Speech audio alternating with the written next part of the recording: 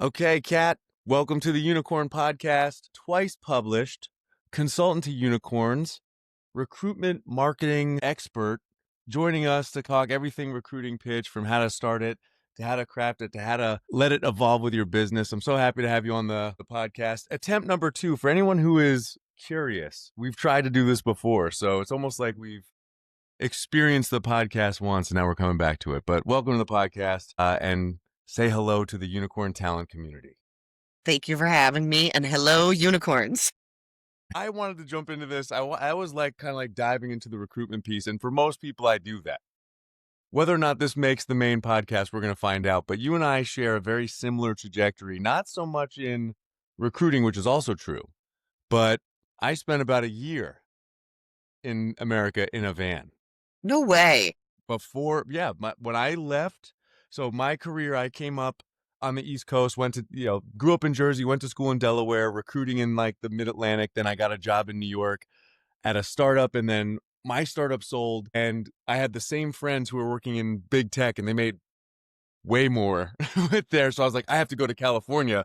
So I got a like old Snap-on tool truck and I converted it into an apartment and I drove for like a year across country. Then I landed at Uber. And part of me even getting the job at Uber, like that person who interviewed me there, the GM of LA, was like, yeah, okay, work stuff, whatever. What makes you great? And I told him about the trip and I told him about all this stuff. And I think it was like a material influence in a career changing, life changing experience at Uber. But I did a year and I saw your stuff and I was like, we got to talk about the rig and how'd you get internet and where'd you. But I was like, damn, we're more similar than I thought. And it only took a few minutes of just taking a look at your background. But what made you go into the van? What were you doing? How'd you do it? What was your rig? What was your setup? Tell me about the van Yeah. stuff. Yeah. So a few years ago, I was about 4 years into starting 3 Ears Media, right? And I had checked off all of the traditional benchmarks. I was making more revenue every year. I was making more money than I made when I worked in corporate. I had a great apartment. I could see the mountains from my balcony, like I had done all of those things and I still felt that uneasiness of like, but what am I gonna do now? Because I didn't work this hard to work this hard forever. Like, what's the aspiration? And in my 20s, I had this dream of living in Airbnbs for like a month at a time and just experiencing a city, like going to San Francisco and just living in a place that I could never afford to buy or rent, frankly, just stay there for 30 days. But I was broke. Right? Like I had this dream when I got laid off the first time. So I think I knew it needed to be on the back burner. And at that time in my life, I was like, wait, I'm the boss. And I remember asking my business coach at the time, like, I think I want to do this. And she was like, well, why the hell not? And it was the first time it kind of clicked with me, like, you really can do whatever you want. So I got a ProMaster, Saw fully that. rigged out in the back. It was nicer than some of the apartments I lived in my 20s when I lived in Boston, for sure. And went back and forth across the country 3 times over 3 years. Incredible. I only did a year. I tried to do a week in each location. I always had to anchor somewhere. Like I did it in 2013, so there wasn't, Starlink or as good a LTE as I could rely on. So I was like parking next to coffee shops, or I would just work out of coffee shops and stuff. But it was always, I think it's like an instrumental perspective that helps you kind of communicate with a lot of different types of people by resonating with whatever their current situation is and being able to like, chameleon your way into that process, if for nothing else, and to gain kind of like the style and the culture that might influence like future things that you build. So you being in the recruitment marketing space, I'm sure it was probably a little transformational for you to see how, non-coastal cities are communicating, how they're advertising, what they value, and what do you think? What's like the thing that you took away? Like, what was the business thing that took away from travel? Because I always think that you know, rest is equally as important to success as work. And what did you take away from Yeah. the van experience? Even though you were working while doing it, I but was going to what did you say, take away from that? I was like, yeah, I That worked my helped you tail kind of off develop in your the back of experience. that bad boy. But I think number one, and you know this, is that when you drive roads you would never visit on a business trip, you see how hiring actually works and the consequences of poor hiring when you're in rural Wyoming where there's one coffee shop within 4 miles and you won't go anywhere near it because yesterday you waited like an hour and a half for a coffee that never came, or like you walk up to small businesses and they're closed because they can't get someone there. And those are the real core challenges of hiring that we often glaze over when we focus so much on solutions for technology. I think what it did was kind of open my brain to say, but this isn't one size fits all, and I have to stop being absolute about that. But also, I had to stop being absolute about my life. And that's actually the topic of the second book. What I called it was the bounce back factor, because what van life taught me was how to navigate uncertainty with confidence. And I personally believe that's the skill that every single person needs. Period. Whether AI is transforming the world, there's political shifts or anything else. Right. Yeah, no, that's interesting. So tell me about the bounce back factor. It's book number 2, and what's the theme? What's the focus? What does somebody take away after reading that book that you feel is important for this listening group to take away? Traditionally, when I've read leadership books, they all assume that every person has the exact same background, that we all went to a 4-year college and then we got a first-year internship and then we went to a tech company and then we earned our 6-figure job and that's not even kind of true. And what I wanted to do was offer a perspective on leadership that addresses the fact that we all have work trauma. 1 in 4 people has been laid off in the last 5 years. 1 in 5 people is caregiving for either an older relative or a child. 97% of people say they have worked for a toxic manager. If you think everyone is showing up to work healed and ready to be their best, you're lying to yourself. And the reality, as we both know, being in recruiting, is that if leaders don't change, nothing changes. And that was kind of the book I wrote. Is one side of it is saying this is how the van changed me, because I was constantly faced with things that I just never even imagined being a problem, like sticking my tire in a fire pit or having to drive backwards for a mile. Yes, really. Versus this, bringing that back to my team, watching us hit uncertainty because we're entrepreneurs, because we are designing new things, because we're challenged by the evolution of recruiting and of our community. And watching how some of the simple lessons that I learned from van life absolutely apply when we're trying to get a bunch of people with a bunch of different stories to figure out what the next best is. I have when you say that, it brings up kind of two things. They're correlated but different, right? So when I read about the way that you approach your recruitment marketing, there's a shift to the about them, which is kind of how do you take what you're selling and you position it for the needs of the person you're selling it to rather than the demand that you're trying to fulfill. So that's one side of it, and on the other side of it is getting people the gap between someone who's experienced what you've experienced and someone who hasn't, right? Their threshold for uncertainty is obviously much lower. So how do you get somebody who hasn't had that experience, and what do you give them to kind of almost pseudo experience that growth through you, either in the book or as as an employee? What are the skills that you can give somebody to bridge the gap between you having the experience and knowing that there's an approach, and them not having that experience and trusting you to apply that approach to their life? I think it's about creating space to apply these lessons. So, for example, asking for help, right? When you become a leader, I think the first instinct you have is you became a leader because you know how to do everything. So, of course, you shouldn't need to ask for help now because you're the boss. That's kind of the standard of the workplace. Your independence is aligned with your seniority. But the reality is that we have to ask for help in order to have the success we want. Big but here. If the leader doesn't do it, no one else will. So, for example, one of the ideas that I suggest in this book is the idea of creating cohorts for work.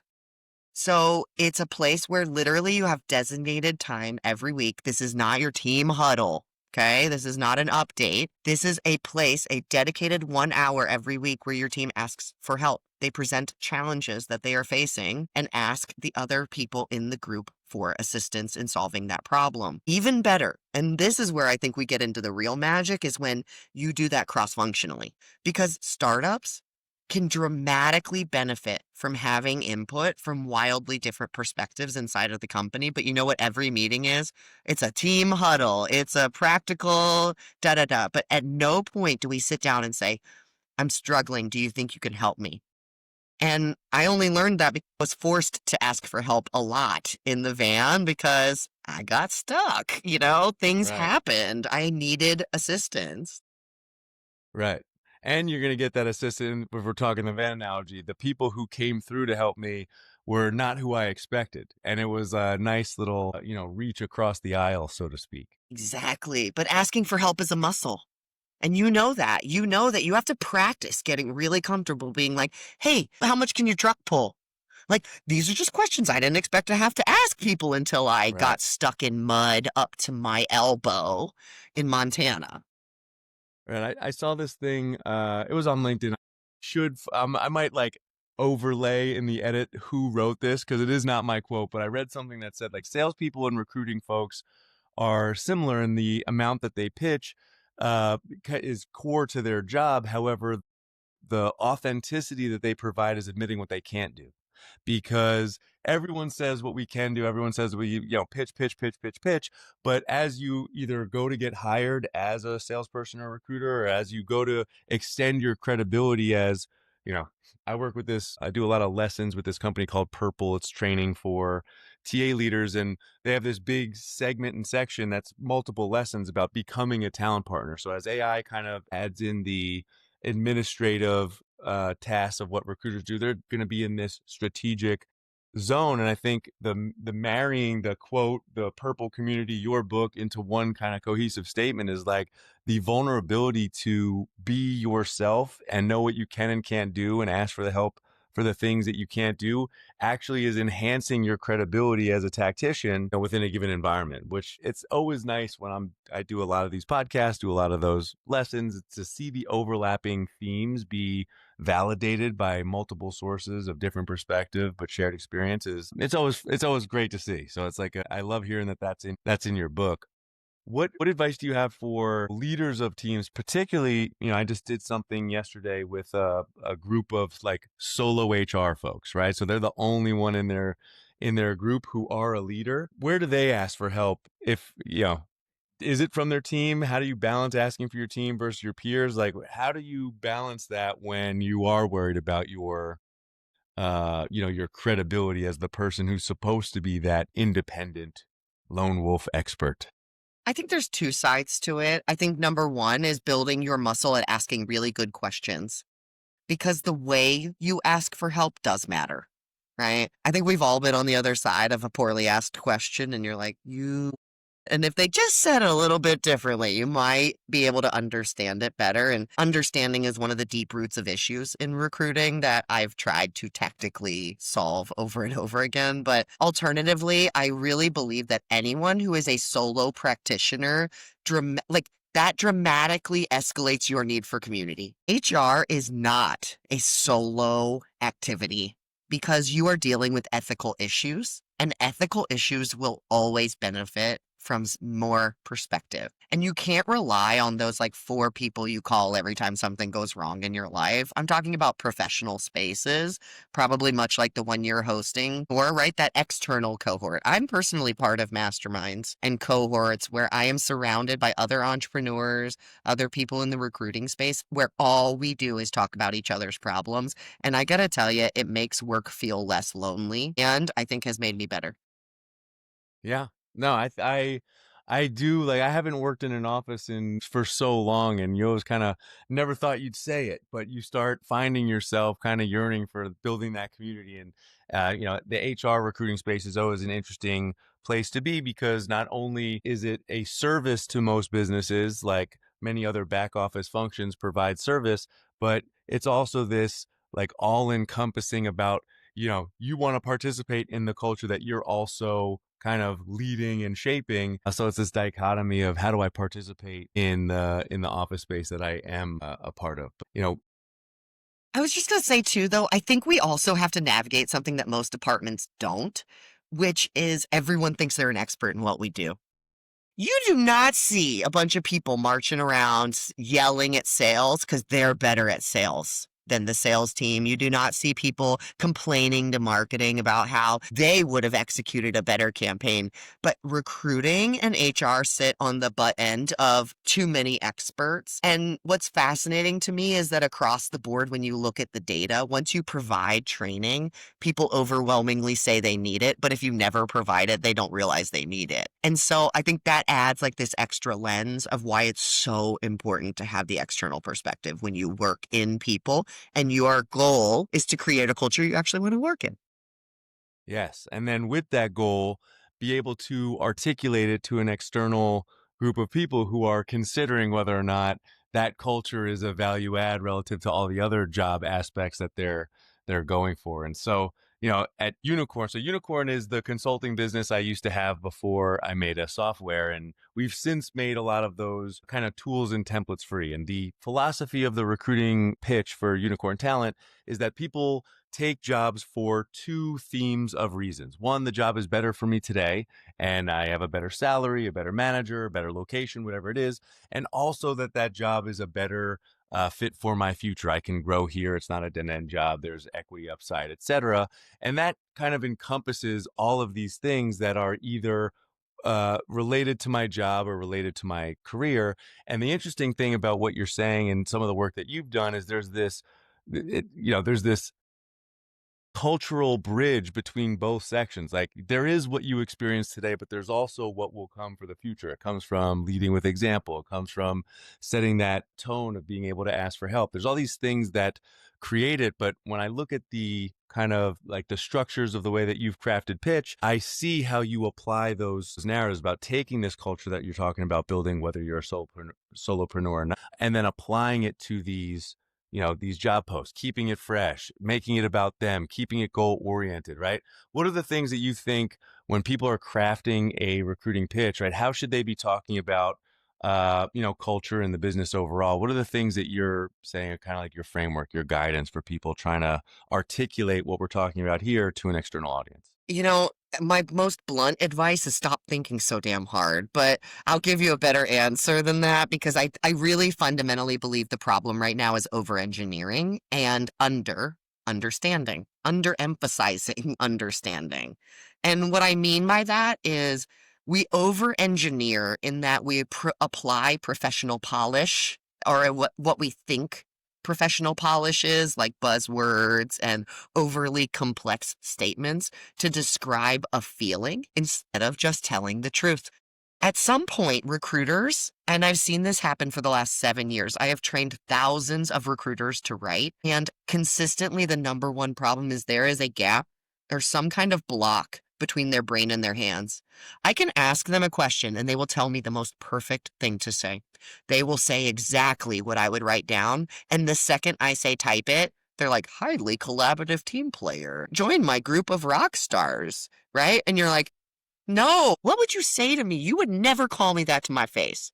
You would never look me dead in the eye and be like, are you a highly collaborative team player who wants to join a group of rock stars? Never. What you would say is, we work together to solve problems. We literally set our achievements at this. We care about each other. This is how we show it, right? And it's just getting into practical nature. I always tell people, like, how do you know? And whatever you're about to say next that validates that you are collaborative, that you are a team player, that's what I want you to write. That's the pitch because that's real. Yeah. I like that a lot. I think, what's interesting about this section of the recruiting market is we've introduced the ChatGPT layer to what's going on where, you are essentially in your coaching prompting people to do things. Are you seeing a translation between the work that you're doing and the way people are interacting with the AI space? And if so, how? Let's talk about it. So I think there's a balance, right? I think that people who feel confident in writing can navigate AI more effectively because they have, can I say bullshit here? They have Yeah, a you can bullshit you say whatever you detector. want. Appreciate it. They actually have a bullshit threshold. Because if you were to go and just ask AI to write a job posting, it's going to spit out the average of what is on the internet. And the average of what is on the internet is shit. It's just shit. There's no If I were to go pull 100 examples of job postings right now off of the internet, I can almost bet, I would bet you $100 90 of them would be trash. That you'd be able to find some fundamentally broken thing about those postings.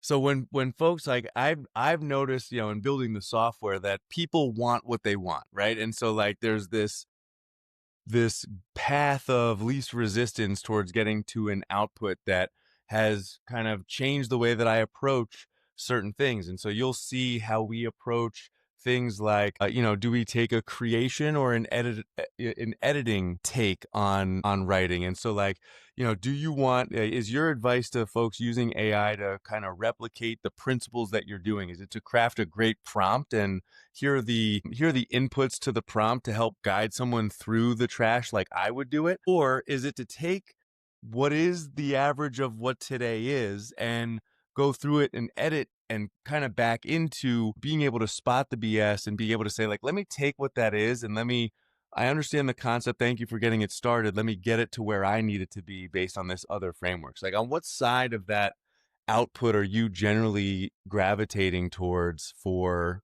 what is this inevitable move towards, you know, for better or for worse, this unified approach to writing Yeah.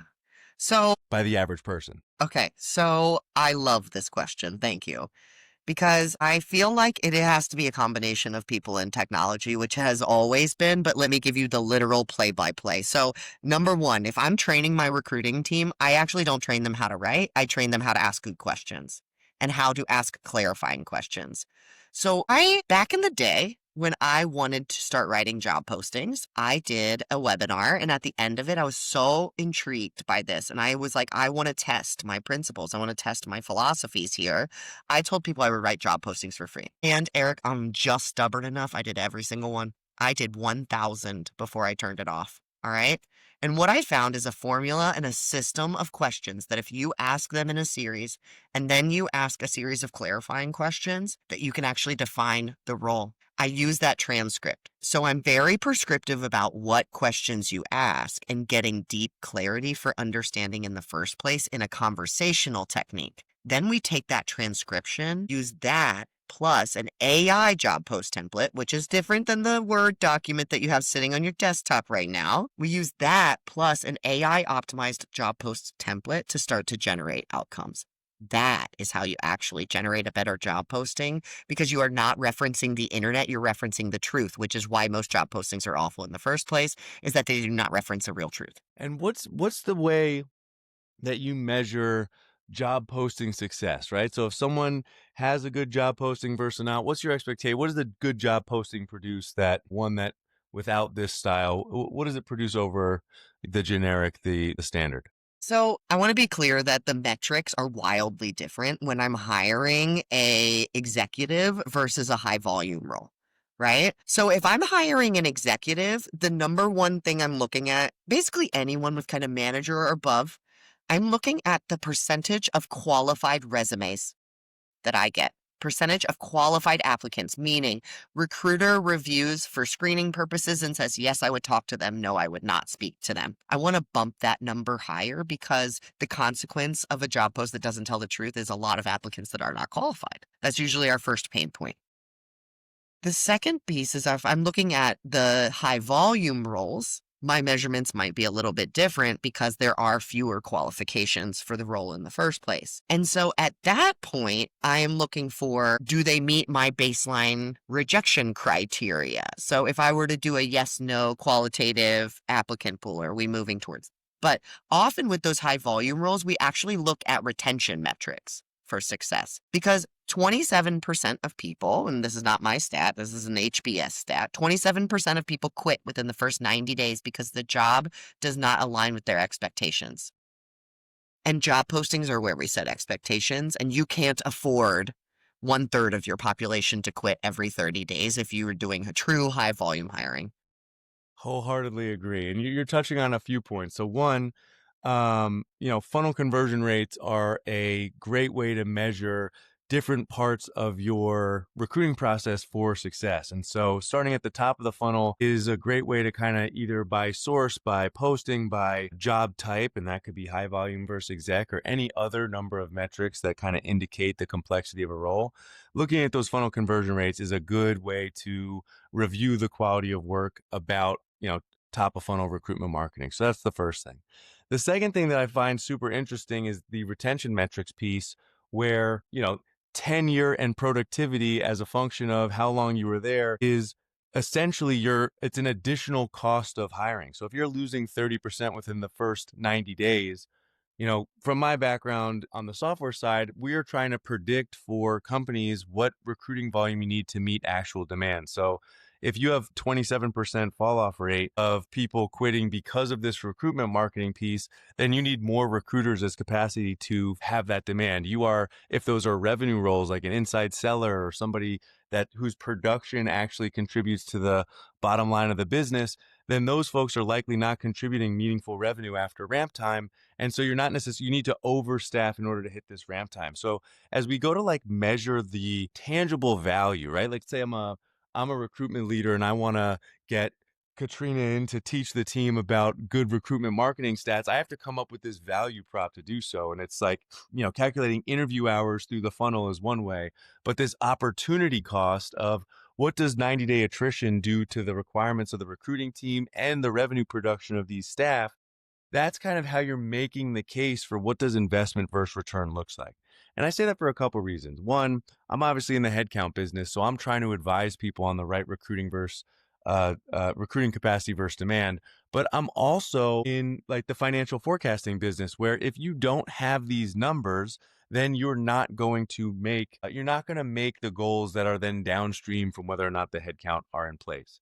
And then finally, like, let's say I'm a recruiting leader or I am a, rec ops or HR, and I'm trying to articulate the success, whether it's for my own performance review or for my resume, so I can go, out to market and take these skills that I've learned from, Kat and others, and I can advertise them as solid ROI. Like, whenever I write someone's resume or I give them advice on a resume, I'm like, you can't just say you did something. You need to measure its impact. And by you being able to articulate the conversion rate or the revenue impact or the reduction in staff needed to have the same output, those are real tangible metrics that you can not only list and to get somebody's attention, people are going to ask you questions and you'll look even more intelligent when you have this numeric calculation for how you measured something that's previously subjective, like communication of company culture or extension of tenure. So, all the things that I'm hearing about, your approach and how you leverage AI, the things that you're kind of reinforcing in your book to set the right culture to do these types of things, even the unicorn, pitch style where you're trying to articulate to somebody the why now versus why later kind of philosophy, like these things combine to produce, yes, better output. But for those leaders who participate, it gives them this tangibility to the success that they've had on this. It's a relatively difficult category, talent branding, talent marketing, top of funnel. It's very difficult to quantify. And so by you bringing those kind of stats to this call, your customers, et cetera, tremendously impactful in terms of like justifying the ROI on something like top of funnel spend. And the other piece, I think this is like the icing on the cake, and what I'm starting to realize as I move from a job post creator to a job post process transformer. Okay. So we're taking that 10,000 foot view and redesigning the entire process right now because AI can't operate a broken process. All right. But here's the other piece, and the thing that I want every TA leader, if you are multitasking right now, stop. Listen to me. Your job data is the fundamental architecture of your AI aspirations. And I am not just saying that because I'm in the job business. I am saying that because I know for a fact this is true. Let me challenge you on this if you're not seeing it. How would you automate interview design if you never define the role? How would you design AI generated performance reviews if you did not purposely negotiate the benchmarks up front? How will you use AI for learning and development if you don't actually know the development of the role? That is the missed opportunity here. As much as it's a really cool marketing, it makes you stand out. People will share it and be like, this is the best job post I ever read. That is so cool. But right now, you are preparing this business fundamentally and preparing yourself for the opportunity that sits in front of us that most people are just like shuffling around and launching bots. This is preparing your data architecture so you can actually do it. Agreed. Agreed. So you'll see my opener for when I'm doing kind of an executive conversation when I was at Unicorn was what you advertise, or what you define in your job leveling framework should be represented in your intake session. Your intake session should be represented in your job description alongside your overall company pitch. What you describe in the job description should come through on your first interview, through your interviews, through your offer, compensation and everything else, and your first 90 days and your experience as an employee, your promotion track, and even your termination or decided to leave on your own. That should be a singular story that is unified with the job description or the job posting being the culmination, the codification of like what it is that we're trying to say. But you could say whatever you want to say in a job description and sound good. Like to your point, you could write one job description that gets great top of funnel stats, and good on you for that individual job posting if you're a recruiter who just knows how to do it. If what you're selling doesn't come true, whether or not you're held accountable for it as a recruiting person or not, that will be felt in the business long term. And so there's this cross functional aspect of the manager needs to know that recruiting is marketing what they want. HR needs to know that the employee experience has to match what the hiring manager is selling all the way through, or else it's not going to be a cohesive process. So I love that. I love that point in style. So this has been great. I think people are going to want to learn more. I know you have at least one book out. When does book number 2 come out? It came out yesterday, so you Came can out. buy it Our timing is perfect. always. So it's September 9th or September 10th now as of recording this podcast, but that means the book's out. You can see Kat's perspective on all the different things related to recruitment marketing and building a brand via culture and asking for help. And it's going to be an exciting read. I think it's available on Amazon, or are you distributing? Okay, available on Amazon. I'm going to put my order in today. Get a solid read. Thank you so much, Eric. I How else can appreciate it. people reach you? What are the things? Where do you know? I saw the site, I saw the AI template, I saw the book advertisement. Where do people go to find you? How do you want them to engage with you day to day? Where should I be sending people after this podcast? Thank you. So I'm the only Katrina Kibben in the world. So if you spell my name right, you will find me. If you spell my name Excellent. wrong, you will find a priest for the U.S. House of Representatives, and you will know that you are in the wrong place very distinctly. And my Okay. company is called 3 Ears Media, all spelled out. It's named after 2 dogs with 4 ears, but I'll tell you that story some other time. I love it. And I always ask everybody who has something like what you've built to say, well, who do you follow? Who are the people that Katrina follows so that we can kind of grow our communities together? Anyone you want to highlight or shout, any book that you've read, any person that you're following that earns your endorsement? I love that question. Right now, I'm finishing a book called Idea Flow, and it's written by 2 Stanford professors who did deep research into idea generation and creativity. And I think in an AI world where everything feels input output, there is no better investment that you should be making right onto your creativity and your ability to ask really good questions. I love it. Any last parting words before wrapping up the podcast? And for anyone listening to the website, links to the website, links to the book, links to the LinkedIn will all be under the podcast, so you could click through very easily. But any parting statement at the end of our time together? No, I just really enjoyed this conversation. We're going to have to do it some other time, minus the recording. Yeah, of course. Well, great to do this with you. Great to have our first long form conversation together. I'll be following along. I will get you the feature out in Unicorn alongside some of the pitch documentation that we have, and there'll be links for everyone to engage with your site, your materials as well. And this has been great. Thanks for sharing your experience, and yeah, we'll see you next time, the next recording. Thanks for having me.